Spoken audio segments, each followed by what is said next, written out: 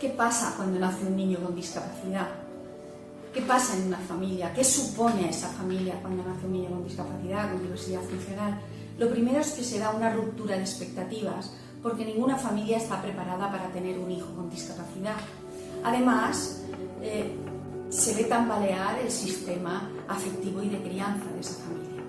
Para esto, para lo que supone esta serie de emociones y sentimientos, hay una parábola, un cuento muy corto que escribió una guionista de Barrio Sésamo, que expresa perfectamente cuáles son las emociones por las que pasa una familia que tiene que verse sometida a este hecho. Esta señora tuvo un hijo con síndrome de Down y se planteó para expresar sus emociones este pequeño cuento. Durante mucho tiempo ella estuvo preparando un viaje a Italia, compró guías, vio qué monumentos iba a ver, se preparó mapas, etcétera, etcétera.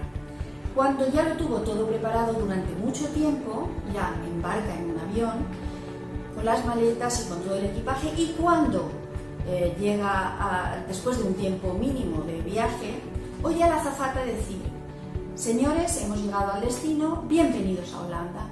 Con lo cual ella se le vino abajo todo su viaje, todo su proyecto, y en este caso su proyecto vital, porque no estaba preparada para aterrizar en un país que no conocía, no sabía el idioma, no sabía qué podía ver, no desconocía totalmente Holanda, porque ella se había preparado para ir a Italia.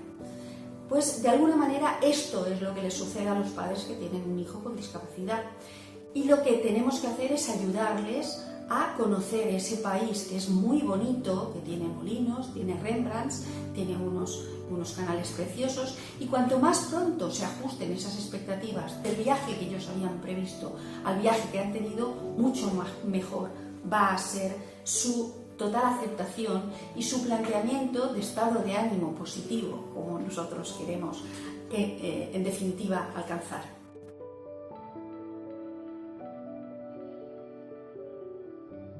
Otra cuestión que debemos de tener en cuenta es que todas las familias llegan a la aceptación o pueden llegar a la aceptación, pero pasan por unas etapas que son determinantes. Vienen descritas por muchos autores. La primera de ellas es la de shock.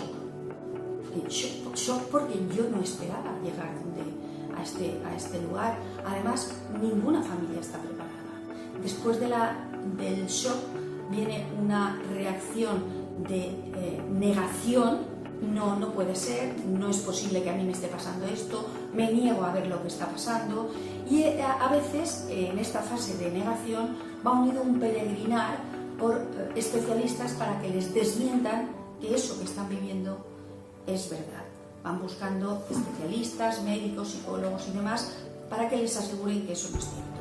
Hasta que se produce una inhibición y una reacción que conlleva una total aceptación del problema, no podemos ponernos a trabajar en ese sentimiento positivo para poder transformar esa expectativa y poder ajustar esas expectativas que en un primer momento han sido negativas, y ayudar a las familias a sacar todo lo positivo que tiene el haber llegado. Por otra parte, ¿cómo podemos ayudar a estas familias?